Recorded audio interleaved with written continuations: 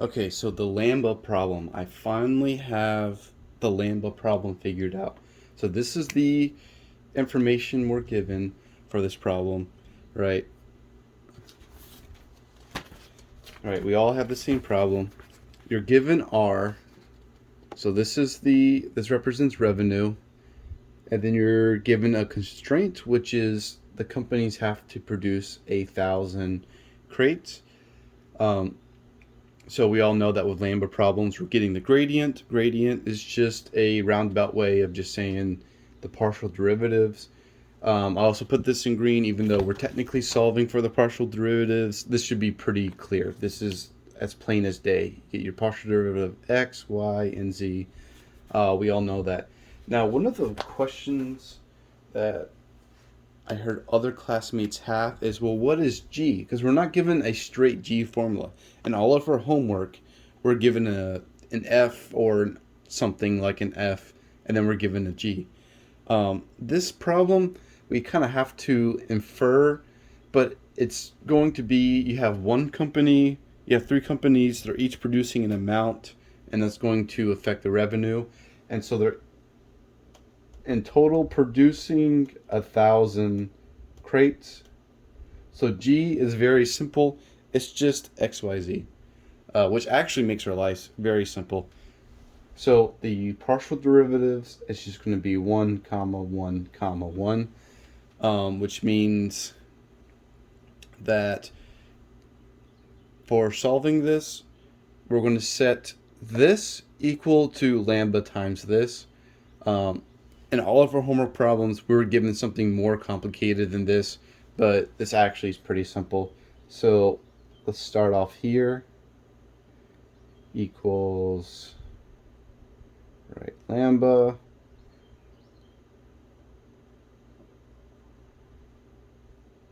And then 4x, y, z equals lambda. All right.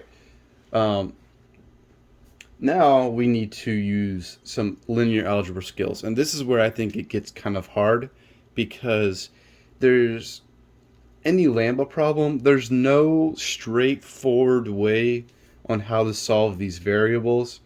You can end up with 5 different lambda problems and have 5 different solutions that go about in completely different ways.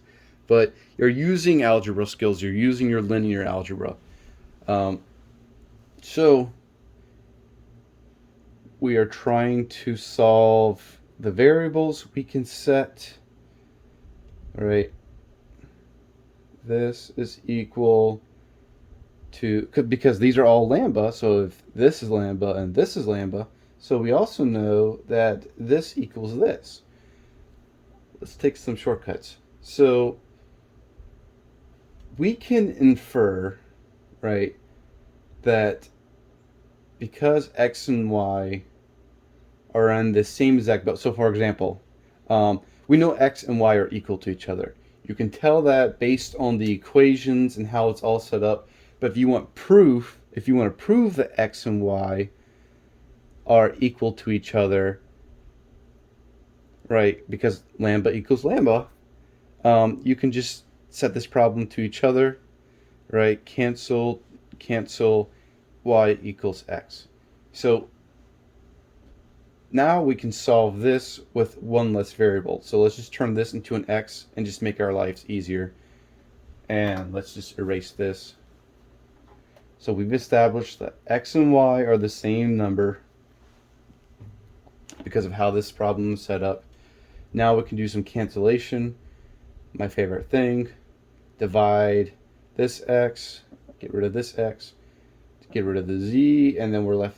So we're dividing the z into there, getting rid of that, and then I'm going to get rid of 2, and then that's going to become a 2, so you get 2x equals z. So y equals z, and z equals 2x. So now we're able to substitute this equation with nothing but x's, which is exactly what we want. So we got 1,000 equals x plus y is the same as x, so just put that there, and z equals 2x, right? You put that together, This is just 4x, and then 4 divided into 1,000 means x equals 250. And then with 250, then we also know y equals 250. And then we know z, because z is 2x, is 500. And that's the solution for x, y, z. But we're not done, because we also have to solve for lambda. This problem is pretty crazy,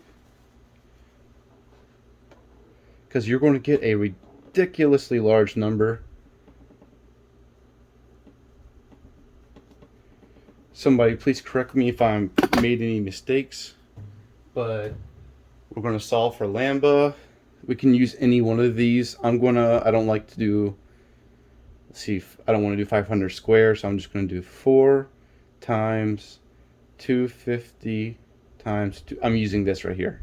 Just substitute that in, times 500 equals lambda. And if you do the math, double check my math, but it's something like 125 million, I think, or something like that. But basically, you understand the process. So that is the lambda problem.